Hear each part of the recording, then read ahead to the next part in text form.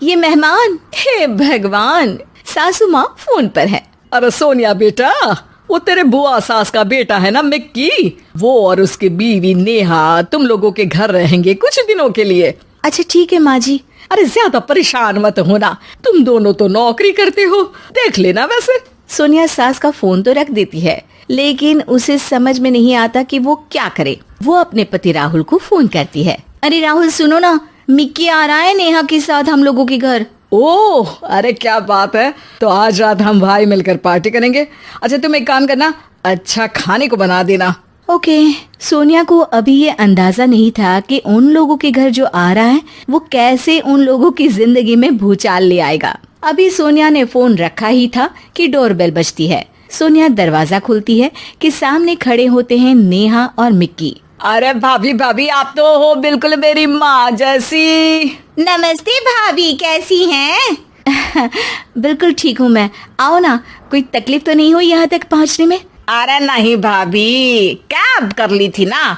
अच्छा वो जरा नीचे ना कैब वाला खड़ा है, 800 रुपये दे आइए ना प्लीज। नेहा चलो अंदर, कितनी थक गई हो तुम भी ना। सोनिया, जिसकी शादी मिक्की की शादी से सिर्फ 2 महीने पहले ही हुई थी, उन लोगों को देखकर हैरान सी रह जाती है। जी मिक्की भैया। वो कैब वाले को पैसे देकर आती है तो देखती है कि उसके कमरे में मिक्की और नेहा का सारा सामान बिखरा होता है। आइए, मैं आप लोगों को गेस्ट रूम दिखा देती हूँ। कैसी बात कर रही हैं भाभी, गेस्ट कौन है यहाँ? हम तो यहाँ किसी तरह मैनेज कर ही लेंगे इस कमरे में। जॉइंट बाथरूम और टीवी लगा है तो यही रूम हमारे लिए ठीक रहेगा। अब हाँ नेहा, लेकिन ये हम लोगों का मास्टर बेडरूम है। अरे भाभी कोई बात नहीं, यहाँ का गद्दा भी ना कंफर्टेबल है, एसी भी ठीक ही लग रहा है। देखिए ना, हम इसी रूम में रह लेंगे, आप फिक्र ना करो भाभी। सोनिया बेचारी कहती भी तो क्या, वो किचन में खाने की तैयारी के लिए चली जाती है। शाम को सोनिया का पति आता है। ओए होए भाई, क्या बात है, शादी के बाद तो तुम बिल्कुल चेंज लग रहे हो। मिक्की क्या बात है भाई, तेरे तो मजे है। कब तक है तू हमारे साथ? बस देख, सेटल होने आया हूँ। तू तो जानता है छोटे शहर में कितनी कमाई होती है। हाँ हाँ, यहाँ रह, आराम से काम ढूंढ। मैं तो कहता हूँ नेहा भी पढ़ी लिखी है, वो भी कुछ अच्छा कर सकती है। अब देखो सोनिया भी तो नौकरी करती है भाई, महानगर में तो गाड़ी तभी चलती है। मिक्की को भाई की बात जम जाती है। अगली सुबह, अरे ये मिक्की और नेहा कहाँ गए? कार लेकर गए हैं तुम्हारी, बोल रहे थे शाम तक लौटेंगे। हे भगवान, ये क्या मजाक है यार, कल बता देना चाहिए था उसको कि कार ले जानी है। मैं ऑफिस समय से पहले निकलता, अब ऑफिस कैसे जाऊंगा? मैं नहीं जानती, दिन का खाना ना बाहर खा लेना। मैंने ऑफिस में आज की लीव डाल दी है। सुबह से उन लोगों के लिए नाश्ता और खाना बना रही थी, अब हिम्मत नहीं कर रही है। शाम को दोनों घर आते हैं। सोनिया और उसके पति के कमरे में जाकर जोर जोर से टीवी लगा लेते हैं। वो आज ना एक सीरियल बहुत अच्छा आने वाला है, मैं कब से उसका इंतजार कर रही हूँ। अरे नहीं नहीं भाभी, आज नहीं, आज तो कौन गाएगा गाना का फाइनल है। आज तो मैं ही टीवी देखूंगी। सोनिया गेस्ट रूम में आ जाती है। हे भगवान, कब तक ये दिन देखना है, अपने ही घर में बेगाने जैसे रह रहे हैं। सोनिया पति को फोन करती है। क्या है जी, कब जाएंगे ये लोग? अरे क्यों, क्या हो गया? अरे यार, न कमरा अपना न कार, मैं तो तंग आ गई हूँ इन लोगों से।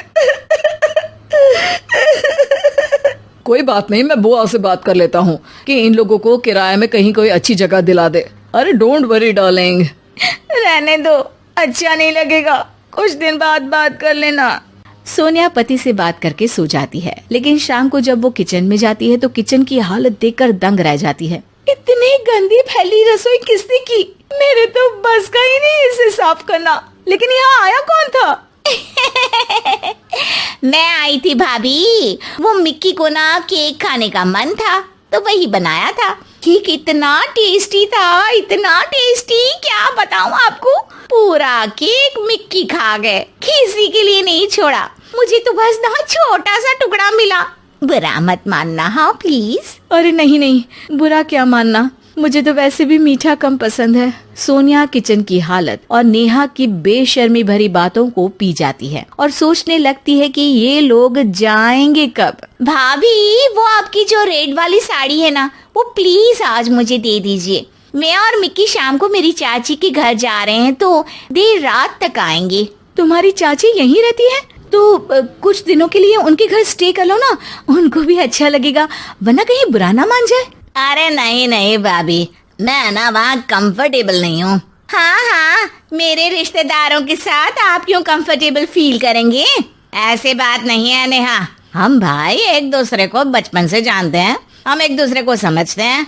अरे तुम्हारी चाची के लिए जो कुछ तुम बताती हो उसे सुनने के बाद मैं कैसे उनके घर रुक सकता हूँ? नेहा थोड़ा अनकंफर्टेबल फील करते हुए कहती है, हाँ लेकिन सामने तो अच्छे हैं ना, हमें क्या करना भाभी कि वो पीछे क्या बोलते हैं। हाँ लेकिन मुझे फर्क पड़ता है, मैं भैया और भाभी के पास इसलिए हूँ क्योंकि मैं जानता हूँ कि भैया और भाभी मेरे पीछे मेरी बुराई कभी नहीं करेंगे। ये बोलकर दोनों वहाँ से निकल जाते हैं। सोनिया उन लोगों के जाने के बाद अपना कमरा साफ करती है। अपना जरूरी सामान तो गेस्ट रूम में ले जाऊं। उसे पति की पुरानी फाइल मिलती है। सोनिया उसे खोलकर देखती है। अरे ये क्या, मिक्की भैया इन्हें हर महीने पैसे क्यों भेजते थे? वो पति को फोन लगाती है। सुनिए, ये मिक्की भैया आपको कॉलेज के समय में पैसे क्यों दिया करते थे? उधार लिया है क्या इन्होंने आपसे? अरे नहीं नेहा, दरअसल तुम जानती हो ना कि हम लोगों की आर्थिक स्थिति खराब रहा करती थी। मिक्की ने ही अपने काम में लगाने वाले पैसों को मुझे देकर मेरी पढ़ाई पूरी करवाई थी। मैं उन लोगों के घर ही रहा करता था, सारा दिन पढ़ता। मेरे खाने पीने से लेकर कपड़े तक का ख्याल बुआ और मिक्की रखा करते थे। मैंने न जाने उन लोगों के बारे में क्या क्या सोच लिया। एक वक्त जब उन लोगों ने आपके लिए सब कुछ लगा दिया, आज हम लोगों की बारी आई तो हम इतना सोच रहे हैं। अच्छा है कि तुमने खुद ही इस बात को रियलाइज कर लिया। ये एक अच्छी बीवी की निशानी है जो पति की हर बात को समझ ले।